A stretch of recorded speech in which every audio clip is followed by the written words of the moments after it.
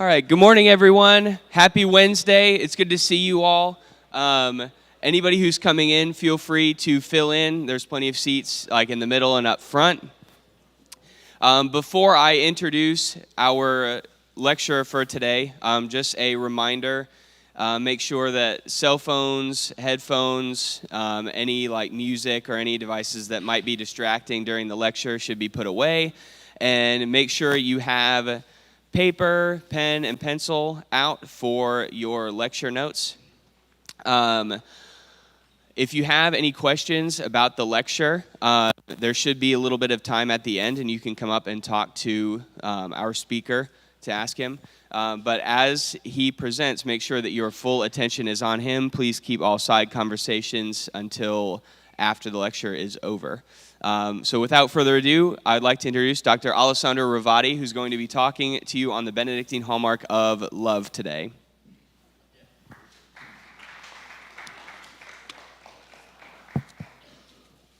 Good morning, everybody. It's a great joy to be here. I was excited when Nate came to my office and told me that he was assembling a group of experts. And then he told me that I would be the love expert, because that makes for a great tagline, Dr. Alessandro Rovati, love expert. So thank you, Nate. I cherish that opportunity from now on. It's also a joy to be here because the beginning of life in college is a very important moment in our lives. We always change. There are all sorts of conversions that happen through our lifetime.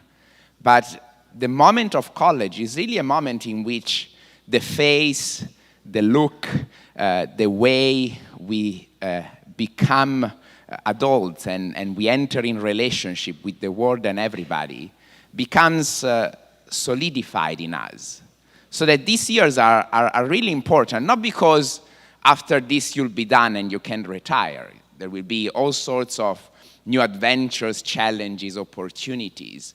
But it is true that the orientation, the posture of your life, heart, and mind that you assume over the course of these next 4 years really have a great impact in the kind of people you'll be.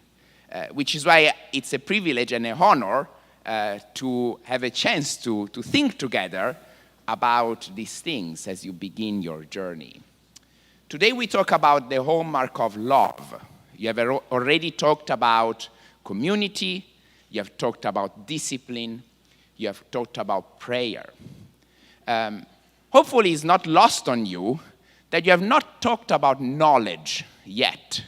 That is, of course, kind of implicit. You are in college, you deal with knowledge all the time, you deal with the life of the mind all the time. But I also want you to think about the fact that when it comes to the Benedictine hallmarks, love comes before the life of the mind. And that's for a very important reason. Not many of you have read a very famous modern philosopher named Descartes. But he has influenced our way of thinking of ourselves very much.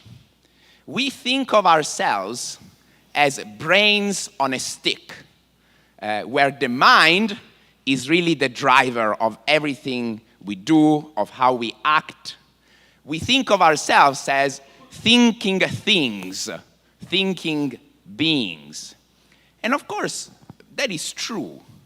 But there is a way in which our culture, our modern mentality, tends to overemphasize, give an exaggerated emphasis on the mind.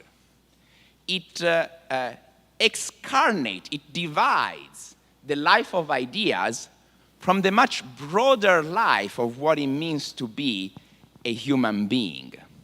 For example, a lot of our education is based upon the idea that young people are like empty containers that we then stuff full of ideas. And learning is about depositing these beliefs, these ideas into the mind containers that we have in front of us in the classroom. Well, that vision of education is quite wrong, because it is not the case that you are mind containers. You are human beings, and your humanity, it's much bigger than simply a brain on a stick. It is not the case that we only think our way through the world. That is not the only, and I would argue is not the primary way in which we lead our lives. In fact, there is an alternative vision of what it means to be a human being, not a modern vision that emphasizing us as thinking things, but the biblical Christian vision that has a much more holistic understanding of who we are as persons made in the image and likeness of God. In this understanding of the human person, there's obviously no rejection or downplaying of the life of the mind. And you would expect me to say that since our college is very much engaged in the life of the mind. Yet, reducing human beings to thinking things forgets other more essential dimensions of what it means to be a human being. First of all, we have bodies. We are not brains on a stick. Our soul and our bodies are a unity, so that you are not just a mind that governs a tool that is external to you. No, you are an enfleshed mind, an enfleshed reason, an enfleshed soul. So the reality of our bodies cannot be forgotten, as if it was just an afterthought. We have wills.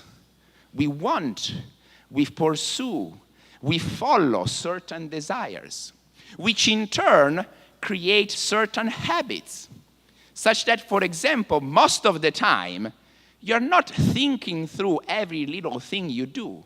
You do it as a matter of second nature, as an almost automatic way of judging and reacting in front of situations and people.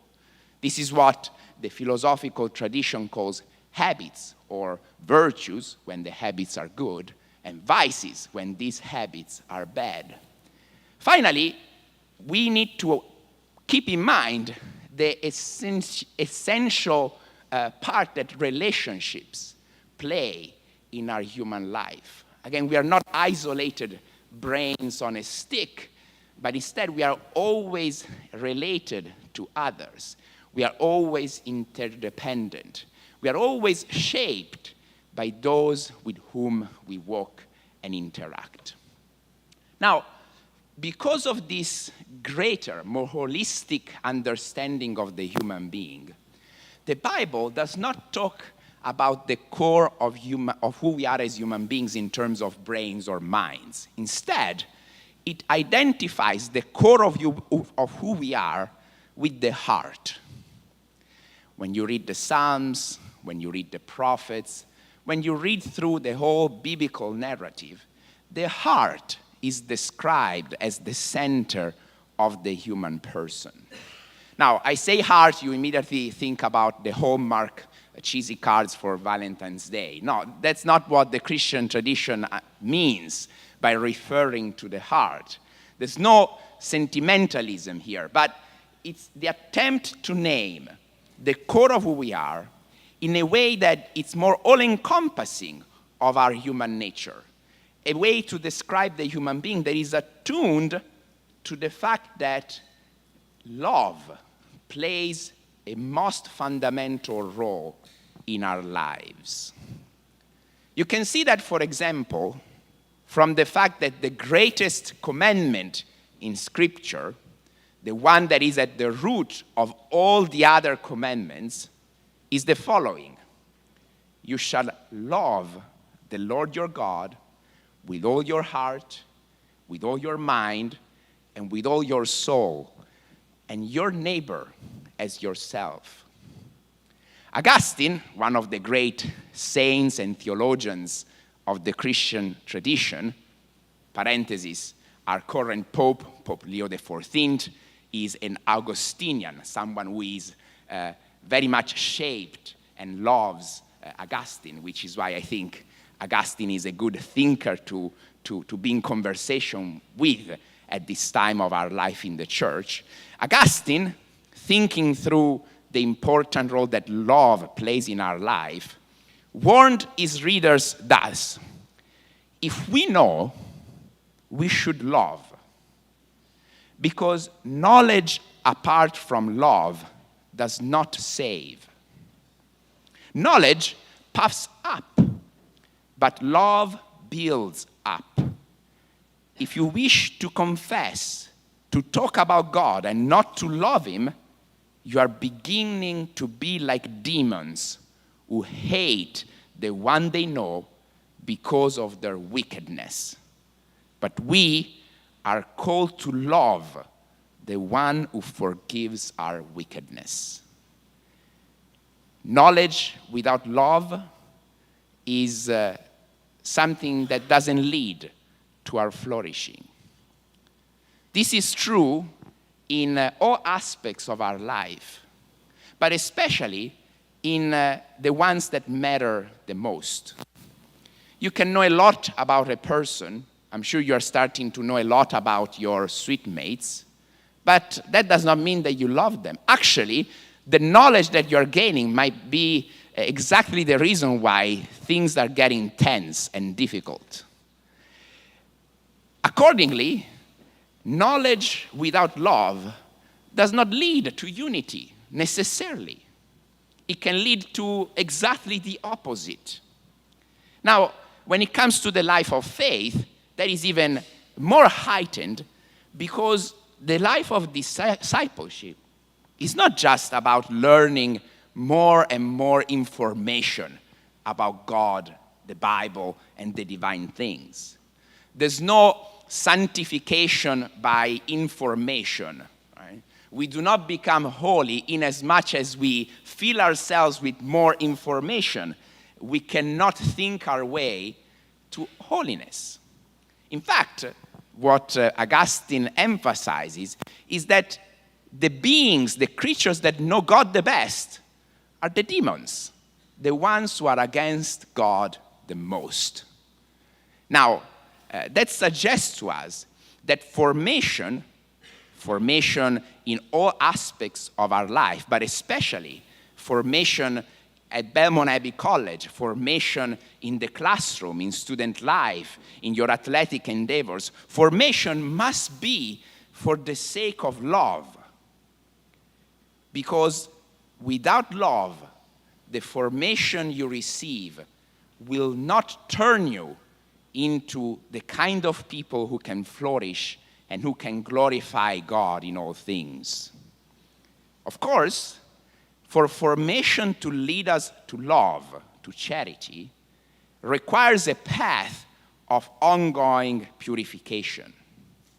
Without this purification, without this striving towards holiness, knowledge can make us grow distant from God and one another.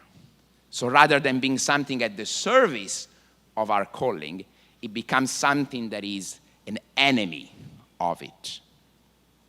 Now, there is another way to realize how important love is for the way we understand ourselves. You get a sense of how important that is from the two questions that bookend the Gospels.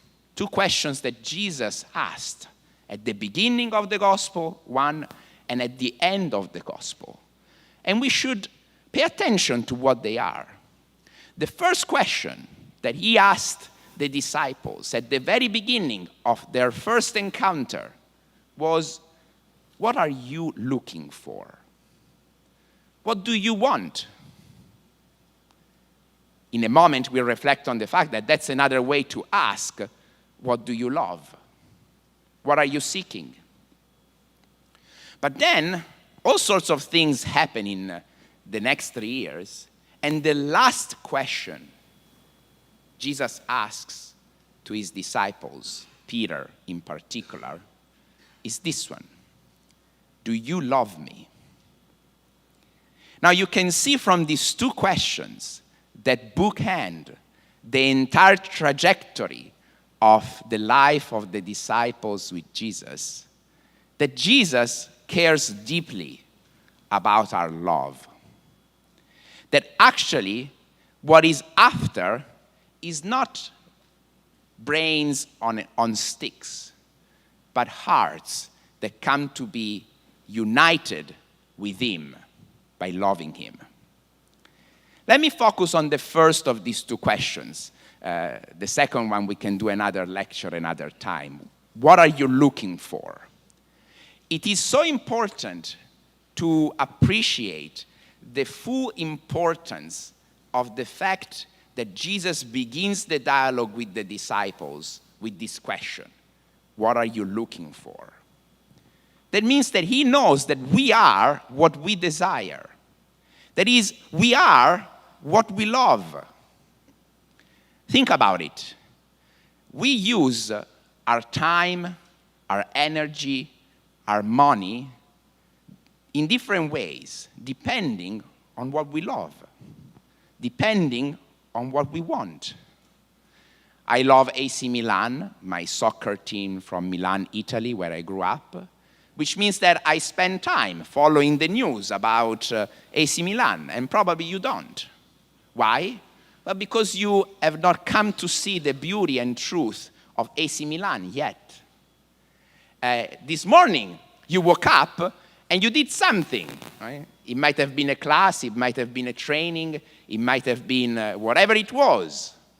You organized your day so that you would give priority to that thing. You organize your free time to give priority to what you want and love. So we are what we desire. We are what we love. And what we love and what we desire does not simply remain out of us as a goal we move towards, but it comes to shape us, to give direction to our lives and to our characters.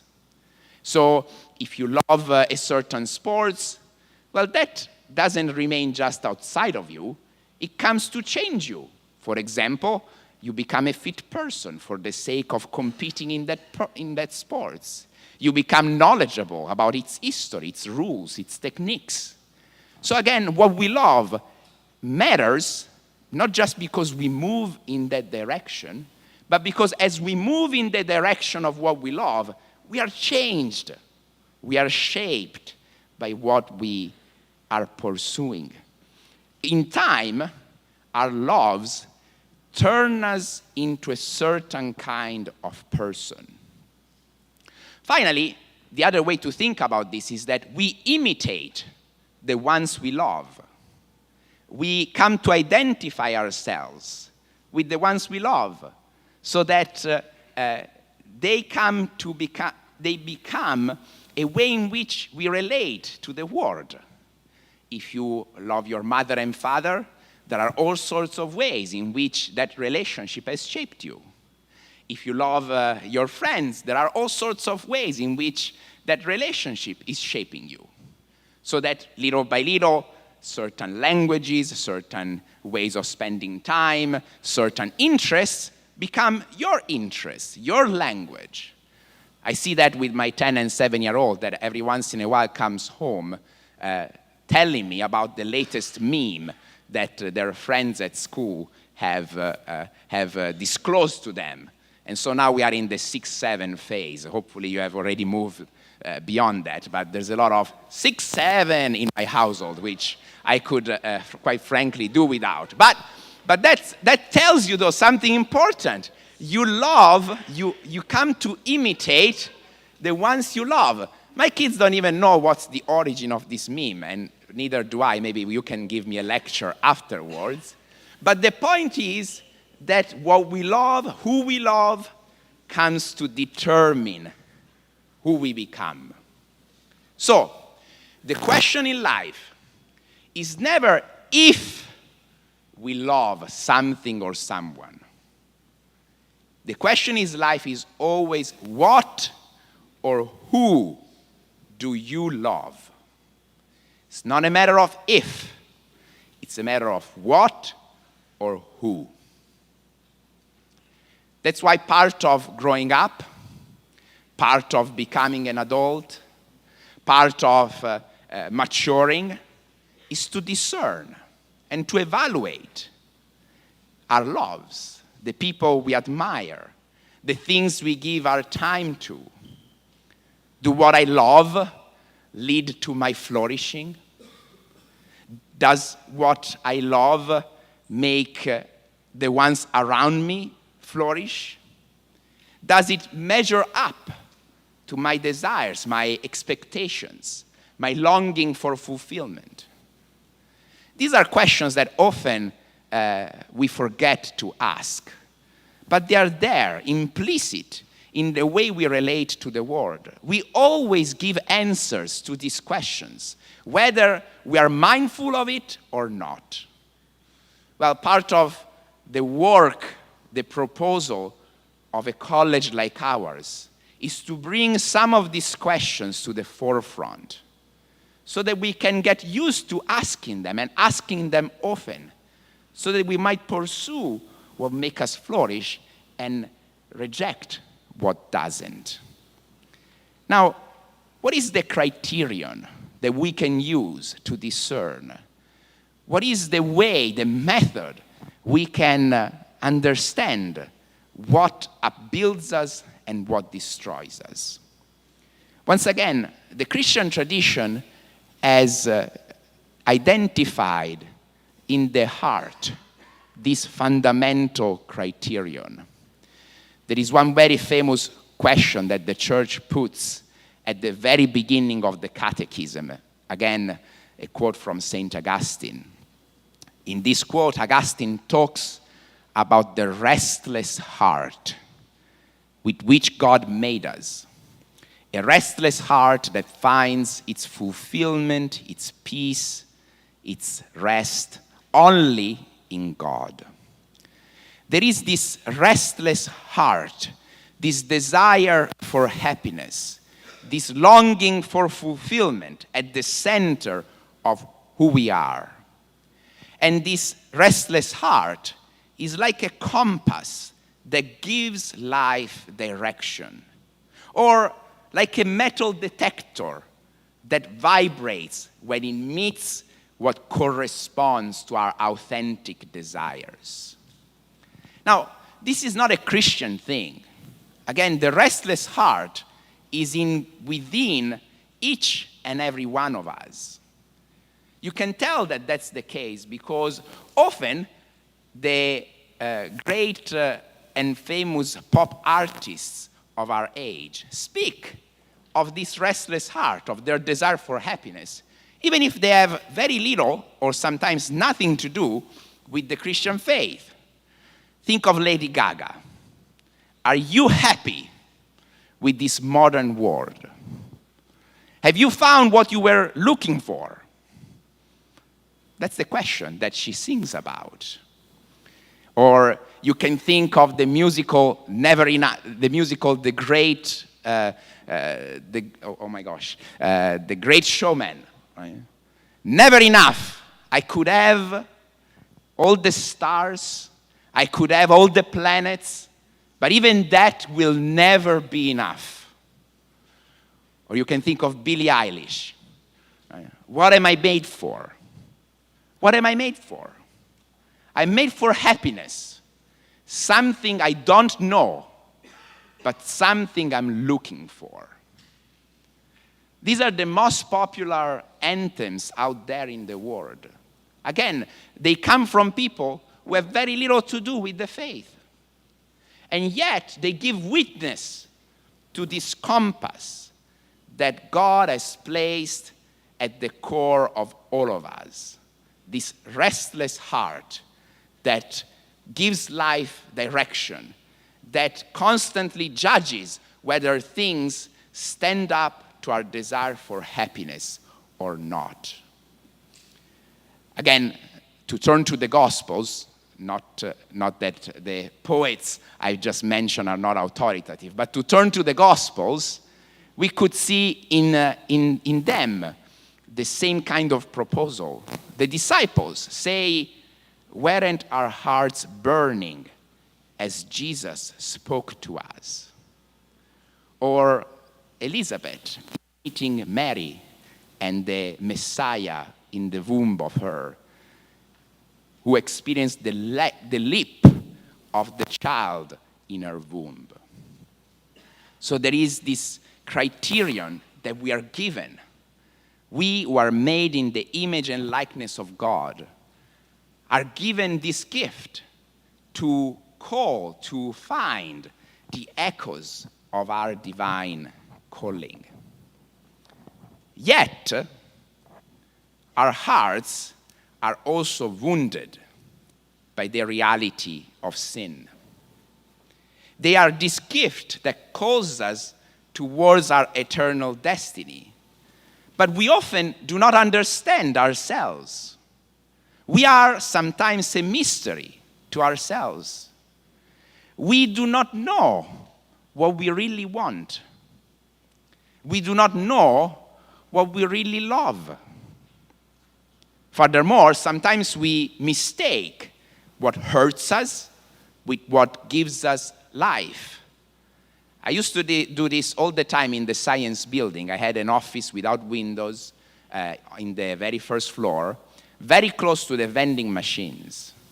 And for about 18 months, I mistook what was hurting me with something that gave me life, because I would start every day with a honey bun and an ice-cold Coke. I loved it. I loved it too much. And eventually, I discovered that it was hurting me. Go figure. 1 honey bun a day. That's not in any doctor's recipe for health, right? I was mistaken. This is a silly example, but it shows us how sometimes we think that something that hurts us is actually good. There's another way in which we get confused, that often we fail to pursue the good we understand. After 18 months of eating a honey bun a day, I had the realization that that was too much, but I still craved the honey buns. Right? I understood my good, the good of my body, but it was hard to stay disciplined, to not go to the vending machine every day. Again, it's a simple example, but that shows you how our hearts are wounded by the reality of sin. So that if the heart is like a compass that can detect the echoes of our divine calling, the heart is also an abyss that remains mysterious and can be imprisoned and deceived. That's why, together with the reality of the heart that calls us towards union with God, the Bible often refers to also the reality of idolatry. Loving as God, loving as something that gives us ultimate fulfillment, things that are not God. We place our hopes in things and people who do not lead us to authentic flourishing. Idols. To turn once again to one of our contemporary poets, in the song Your Idol from K-pop Demon Hunters, this reality of idolatry in our lives is described perfectly well. Keeping you in check, keeping you obsessed. You gave me your heart, but now I'm here for your soul. Give me your desire. You don't know, but I'm here to save you. I'm all you need. I will be your idol. Let me be your idol, right? So, there is this fundamental allure in the world that tempts us to mistake those who want to possess us, the things that want to exploit us, the communities that are not after our good, as the ones to which instead we should give allegiance. Why does that happen? Well, it happens exactly because of this wound, because of this malfunction, because of this injury that is as part of our human nature as it the calling to union with God, to authentic happiness is. Now, of course, the problem with idols is that they are deceptive. Either they promise something that they cannot deliver, and we don't discover that until later, or they hide from our view, camouflaging as an essential part of who we are, so that we stop seeing certain loves that hurt us as things that can be chosen. We stop seeing how actually we are not that love, that there is a separation between a part of us that is harming us and our true core, our true calling. So how do we recognize our idols? How do we recognize whether our loves are leading us to flourishing? Jesus taught us a fundamental method that is as valuable today as when he first described it. You can recognize a tree from its fruits. So sin, the Bible talks about, damages our relationship with God, with ourselves, with others, and with creation. Those are the fruits that we need to be on the lookout. Do the things we love bring us life? Do they let our unique personality flourish? Or do they push us to conform and homogenize to a common mentality that is the product of groupthink? Do they harm us or those around us? Do they bring us closer to God and the love for our neighbor that flows from such closeness to God? Nobody can ask these questions except you. Nobody can do this ongoing discernment for you. There's actually a sacred space in the inner chambers of our hearts where nobody should enter for you, where nobody should substitute your conscience. But at the same time, this implies a responsibility that each one of you has. You must be honest with yourself. You must be open to reality. Here's a couple of things I noticed and that I want to suggest. Last week, we received the annual police report, a very boring, long document filled with statistics. But I am a nerd, and so I read it. And in reading it, I discovered, sadly, that there is a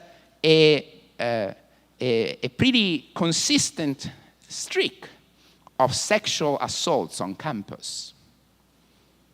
And I've discovered that in the past 3 years, there were 4 rapes on campus. Now, of course, you did not do those things. Yet we know from all the alcohol-related incidents described in that same report that those things happened because the fertile ground of a love for drinking and a love for partying created, such that people put themselves in situations where would they lose control over their faculties, and harmful things happened as a consequence. What we are talking about touches these very real aspects of our life. And we need to be mindful of the fact that this is not a theory. This is not a philosophy that stays up in the cloud. What I'm talking about comes to touch us in the flesh. Of course, Jesus always warns us that it's not just those who very clearly do wrong that who are the ones who are in the grips of idols. Instead, Jesus constantly reminds us that even the pious people can be in the grips of idols. Even the Pharisees, the people who, like me, go to Mass every day almost, who pray the office, right? Who follow the rules of the church, even we can be in the grips of idols that we do not see. Jesus always condemned the duplicity of the Pharisees, our duplicity. The duplicity of keeping up an appearance of righteousness, of piety, of following God's law, while harboring in our hearts loves that make them rot, that make them prideful, that make them look down on everybody else. I make these two examples, again, we could go on and on and on, just to show you how when I talk about idolatry, and when I talk about the ways in which sin damages us, I'm talking about these very real things. And it is a responsibility that each one of us has as we grow into the men and women God calls us to be, to take up the task, the responsibility to look at our lives with honesty and to discard what harm us and those around us. Now, of course, the good news of the gospel is that we are not left alone with this task of having to sift through our lives to discover the ones who lead us to authentic flourishing. The good news of the gospel is that God has not left us alone, but then instead He has entered into our lives, He has entered into our history to heal us from sin and to lead us to flourishing.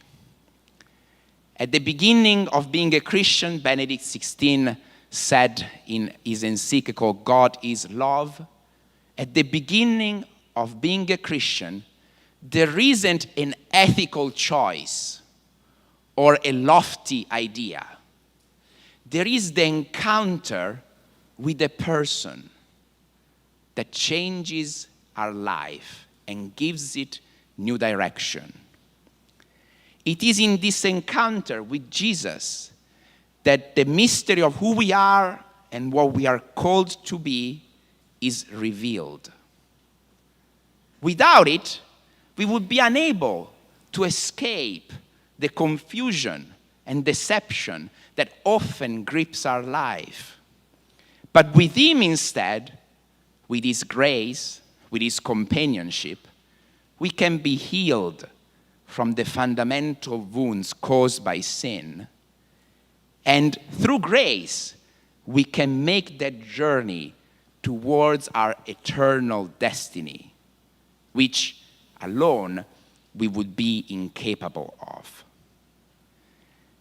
The evangelist John gives us a quick summary of the whole history of Revelation by saying, God is love, and he who abides in love abides in God, and God abides in him. That's the kernel, the fundamental thing that God came to reveal to us. Which means that there is a summary that we could draw of what it means to be a Christian, of what the Christian life entails. Again, from the first letter of John. We have come to know and to believe in the love God has for us. We have come to know and to believe in the love God has for us. To learn what love is, we must encounter and contemplate Jesus, the love made flesh. When we contemplate Jesus, we come to see that what most of ancient culture understood as separate forms of love, the ancients used to distinguish between three kinds of love. Eros, the attraction towards the good and the desire for unity with the good. We identified it only with the realm of sexuality. But Eros names something much bigger. Again, this passion and attraction for what's good, for what leads us, what promises flourishing. They talked about philia, the love of friendship, that is the love we have for one another because of a common pursuit of the good. And then agape, a love that is gratuitous, gratis, with no precondition, with nothing in return, a pure gift of self. They thought of these three kinds of love as separate and at times in competition with one another. So much so that when we think of Christian love, we immediately think of agape, of charity. And of course, there are good reasons for that. There are distortions of eros, which make us use the other for the sake of satisfying ourselves. There are distortions of philia, where even friendship can become tainted by pride and exploitation. Yet, the love of God manifested in Jesus is the perfect union of all these three dimensions, purified from everything that could taint them. On the cross, one of the last few things that Jesus said was this proclamation, "I thirst." We don't have time to unpack it, but the tradition has taken this declaration, "I thirst," not just as a description of the physical reality of Jesus' thirst, but as a description of his heart, his sacred heart, thirsting for the love and unity with each one of us. The tradition understands the protagonist of history as being the heart of Christ, begging for the heart of each one of us, while in turn, our hearts beg for the heart of Christ. This is the eros of Jesus, the eros of divine love, a love that doesn't stay up in the heavens, but goes to a great length to come to the union with the beloved, with us.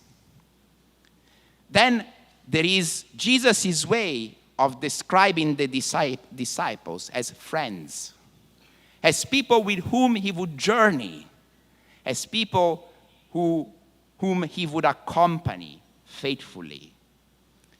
And then there is the description of charity, of this complete gift of self testified by the cross, the greatest love, which is to lay down one's life for one's friends. We see in this quick description how the love who is God, which Christ manifests fully, is the union of all those dimensions of love. And the Christian proposal is to come to have our loves resemble, be conformed with, being shaped by this divine love that leads us to eternal happiness. So to conclude, we are what we love. But in order to grow in our love, we need to go through a calibration, a purification of our loves, so that we make sure that they lead us to the happiness for which they are meant. This is where the hallmarks you have already talked about come back into place. For we are purified and shaped by the community of which we are part. Our loves are shaped the most not by an explicit exercise in spelling them out, but by the rhythm of lives, by the practices that come up daily. And these rhythm of lives and practices are often determined by the community of which we are part. Discipline, because again, this ongoing discernment, this ongoing orientation of self towards what makes us truly happy, what gives us life, does not come automatically. It requires a sacrifice. Everything you care deeply about requires a sacrifice in your life. That is true even for the things that give us authentic happiness. They require discipline, they require sacrifice.